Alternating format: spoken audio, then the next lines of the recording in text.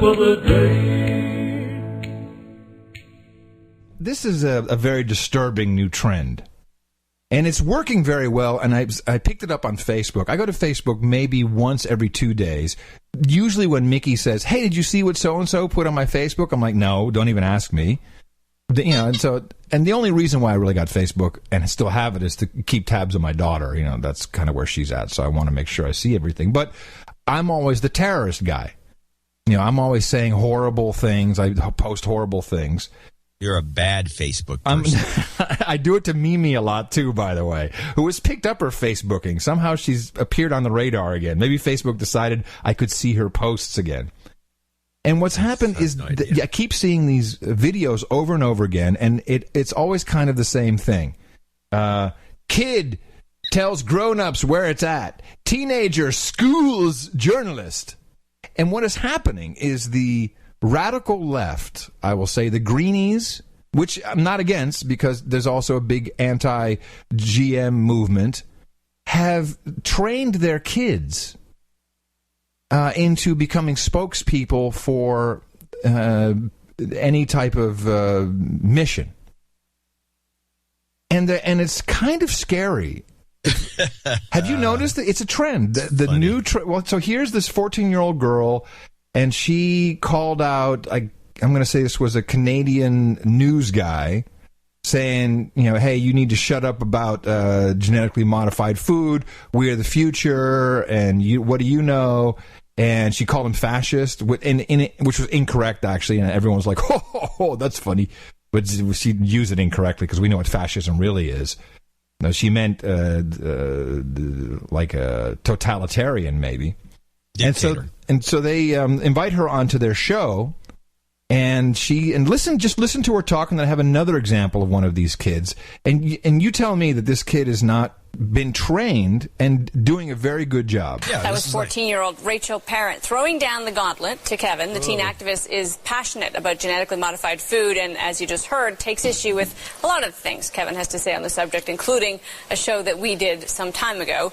Rachel's an activist and the founder of Kids' Right to Know. Thank you for being here. Thank you for having me here today. Yeah, right there. So I'm already done. I'm like, oh, okay, that's exactly how you're trained to do it in PR school. I want to start with how you came to be passionate about this. What was it about GMO that actually drew you in the first place? I know. I didn't want to make a joke about it, but you went there. Who was this? This is the Canadian boot show. Well, originally I had to do a speech for my school, and I really wasn't sure what to do it on. So I was researching these different topics, and I realized that GMOs actually affected everything. So I decided to go with GMOs and researched it more and more, and then eventually I just got so into it protesting and got so into it I started doing speeches for other people. Yeah. I listen to this, and it is brilliant, but it's not right in a number of ways. You're pushing a kid onto a stage who at a very young age has really been trained to do this, and people find it difficult to confront a child. And it's this whole, and then people who are on board with the whatever the child is pushing are like, yeah, this is what kids do. This kid's great. Wish my kid would like that. It's weird, and it's a little twisted and sick. Who are the other people you're doing speeches for? I actually go to schools, and I also do speeches at protests and different conferences as well. I mean, the kids should be playing with Barbie dolls. It's okay, you can have a mission, but you don't have to be this prodigy, The line in there, I do it at protest, because you can just see some little kid coming up. The right-wingers had a guy like this. It was a little kid who was a writer, and he's actually pretty smart, but he was like, I think, 12. And he'd go into these, he'd go up to the podium, and the message was, if this little kid knows this, yes. They're so smart. I mean, if the little kid, by the way, I have done the same trick with people in computers. I do it all the time. I say, well, heck, somebody's bitching at me. Go, I can't get this to work.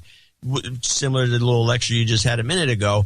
My thing was always, hey, if a 10-year-old can do it, you can do it. That is essentially what the message is here. Yeah, but it's 10-year-old, and that's okay to say it, but it's not okay to push your kid to do it. Well, there's a couple of things here. One, this is on a broadcast show. I believe this is an extortion vehicle, as they all are. Yes. Monsanto's not advertising enough.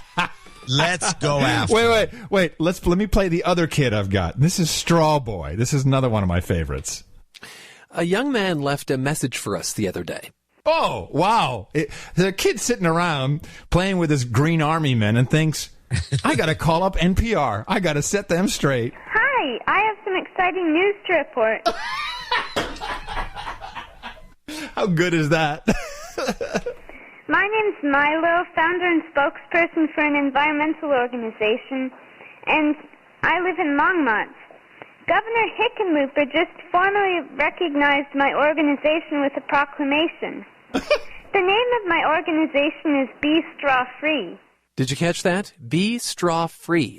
12-year-old Milo Kress is disturbed by how many drinking straws people use and toss out. Won't somebody please think of the children? I'm telling you, this has to stop people. Be straw free? I don't know who they're extorting on that one. Flavor straw? Maybe they want to get him back into the game. I have no idea. It's a 7-minute report, but it's not the point. 7 minutes of that? 7 minutes on NPR. Yeah. Oh, yeah, my really... God. That's the clip of the day. Hit it. Oh, really? Really? Oh, man. I was not expecting that. Thank you. Hold on. Clip of the day. Well, be straw free.